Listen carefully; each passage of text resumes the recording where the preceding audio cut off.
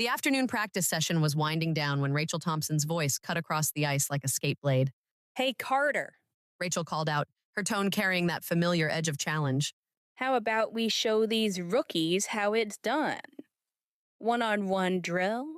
Stacy turned slowly, aware of how the other players had stopped their drills to watch. Even Megan, working with Shaylin Abbott on rebound control, straightened up in her crease.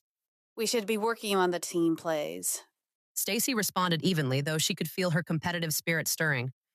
Rachel's lips curled in a mock sweet smile. Sure you don't want to do this, Captain? I'd hate to embarrass you in front of your adoring fans. Especially when you've had enough of your plate already. Right? The not-so-subtle dig from Rachel about the time Stacy took off for her brother's engagement party, maid of honor duties, and visiting her cancer-stricken father was not lost on Stacy. Around them, the ice seemed to crackle with tension. Avery Langston and Quinn Morales exchanged glances while Firecracker Michaels looked ready to intervene.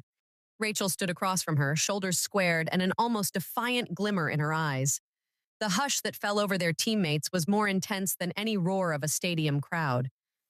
For a breathless moment, Stacy saw not just a rival or a teammate, but a reflection of her own ambition and insecurities. Someone just as desperate to prove her worth, no matter the cost. The air practically crackled with tension, as if a storm were about to break right there on the gleaming ice. There was no singular reason for the rivalry that developed between Rachel and Stacy. If that were the case, the women might have been able to find common ground. No, the heated conflict between them was born out of a series of micro-transgressions, all piling onto each other, threatening to implode the team. 1,000 things had unraveled them as teammates, every time Stacy benched Rachel in practice in favor of a less talented player on the ice. A rogue insult hurled during a fight that carried enough sting to last for years. Rachel blaming Stacy for a friend of hers being cut from the team. Then, Stacy won the role of captain, which Rachel thought she deserved. Each stride they took was steeped in silent conflict, a symphony of unspoken words and bruised egos.